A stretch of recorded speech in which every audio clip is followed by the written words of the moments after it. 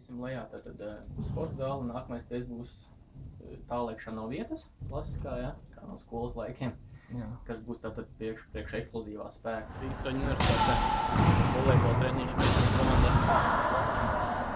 Ar speciālās iesildīšanās vingrinājumiem jau būs tālēkšana no vietas, priekš eksplozīvā spēka tests, lai tā teikt nenotraumētos, ja ir bišķi jāizsildās.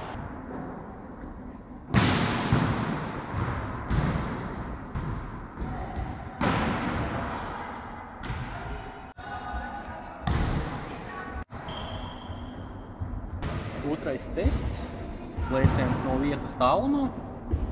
Tātad, tas ir eksplozīvā spēka tests, eksplozivitāte, ja, tātad tā ir tā saucamā jauda, ātrums plus spēks, ja, kā biomotorā spēja, ja, cilvēka.